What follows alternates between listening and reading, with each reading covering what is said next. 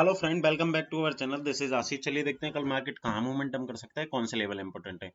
जैसा कि कल हमने यहाँ पे प्लान किया था, यानी कि अगर बैंक निफ्टी गलती से भी इस वाली रेंज में, यानी कि ये वाली रेंज में अगर आता है, इस वाली रेंज में आता है, तो हम यहाँ पे क्या करेंगे, 70 से 80 पॉइंट का या 60 पॉइंट का स्टॉप लॉस डाल के हम यहाँ पे सेल की पोजीशन यहाँ पे बनाने वाले हैं।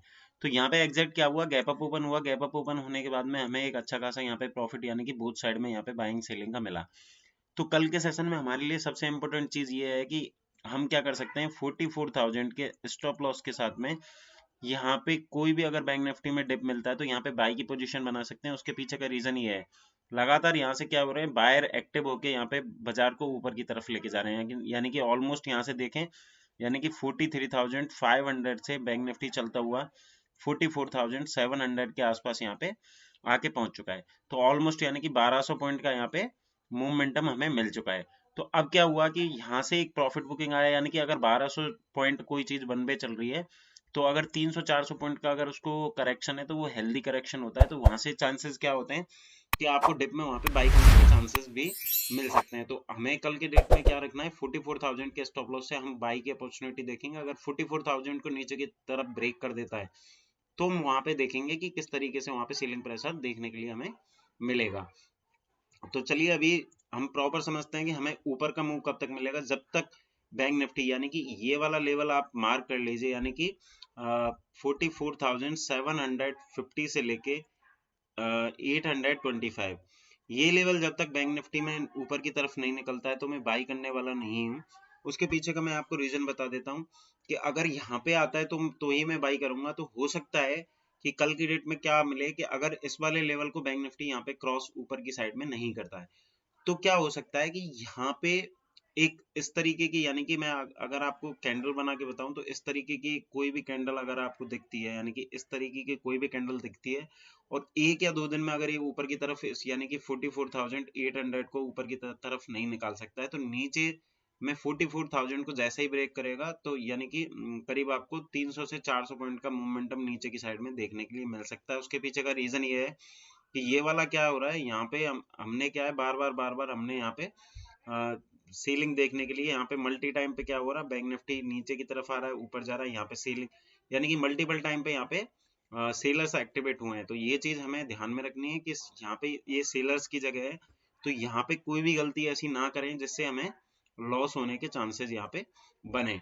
तो चलिए अभी इंट्राडे में किस तरीके से हमको ट्रेड करना है वो 15 मिनट के चार्ट पे हम यहाँ पे समझते हैं कि कल की डेट में हम इंट्राडे में किस तरीके से यहाँ पे ट्रेड कर सकते हैं।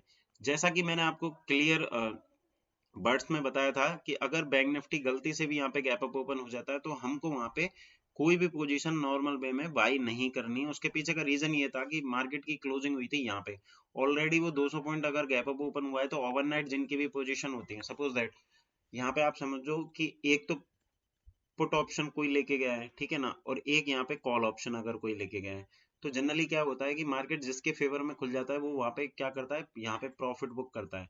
तो वो चीज हमको ध्यान में रखनी होती है कि किस तरीके से यहाँ पे रिएक्शन हो रहा है। तो सेम जैसे ही इसने इसको ब्रेक किया तो मैंने यहाँ पे आपको एक पी भी रिकमेंड किया था, लेकिन क्या था वहां पे बहुत ज्यादा एक तरीके से यहाँ पे वॉलेटिलिटी क्रिएट हुई थी, तो मैंने उसको क्या किया, यहाँ पे एग्जिट भी कराया।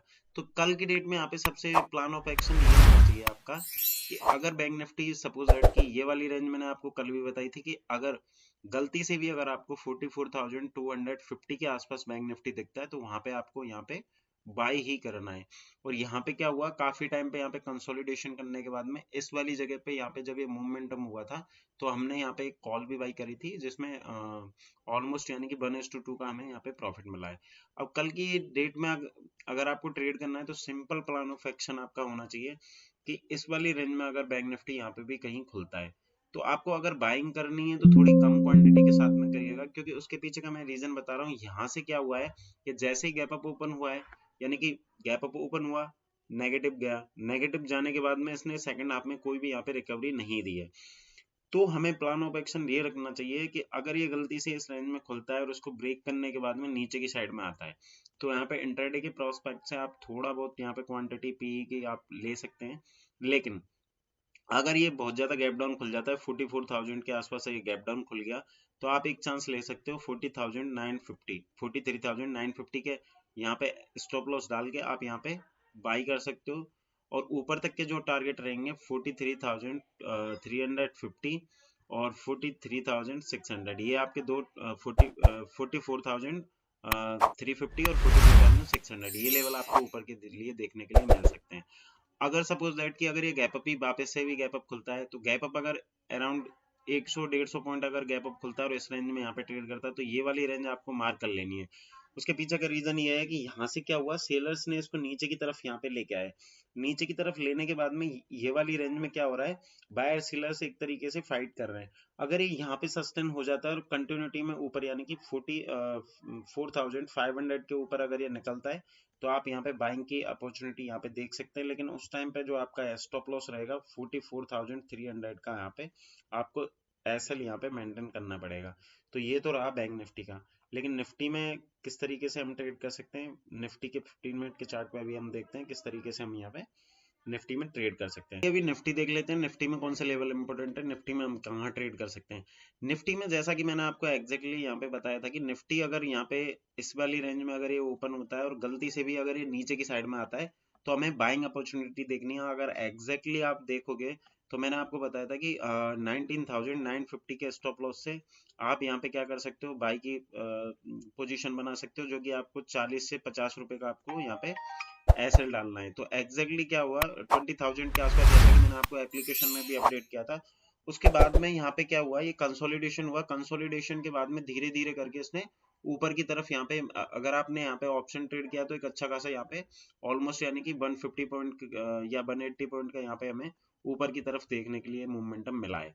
तो कल के सेशन में आप क्या कर सकते हो कि कल के सेशन में अगर ये वाली रेंज यानी कि 20,000 के आसपास अगर ये गलती से आता है, तो उस टाइम पे भी आपको 19,950 ये वाला क्या करना है, आपको यहाँ पे एसएल डालना है। एसएल डाल के आप क्या कर सकते हो, यहाँ से बाई की अपॉर्चुनिटी यहाँ पे देख सकते हो। लेकिन सपोज दैट कि अगर ये इसी रेंज में ओपन हो गया, सपोज दैट मैंने ये रेंज यहाँ पे मार्क कर ली, अगर ये इसी रेंज के आसपास अगर ओपन होता है, ऊपर की तरफ निकलता है, तो आप अगर एग्रेसिव ट्रेडर हैं, तो यानी कि 20,150 के ऊपर अगर ये निकलता है, तो यहाँ पे आपको बाई करना है। लेकिन यहाँ पे आपको क्वांटिटी जो भी, अगर आपको यहाँ पे भी क्वांटिटी थोड़ी कम रखनी पड़ेगी। उसके पीछे का रीजन ये है कि अगर वो गलती से नीचे आता है, तो आपकी यहाँ पे 150 पॉइंट की यहाँ पे रिस्क रहती है।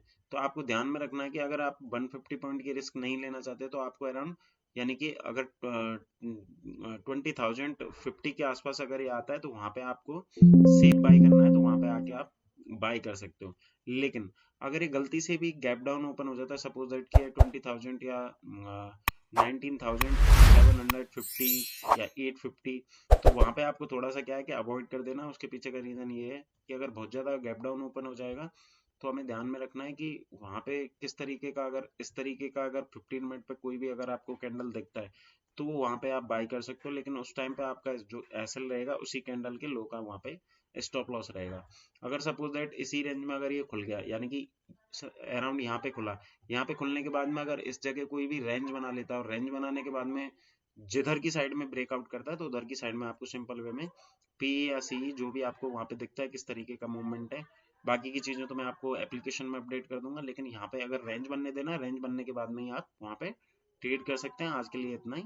Thank you.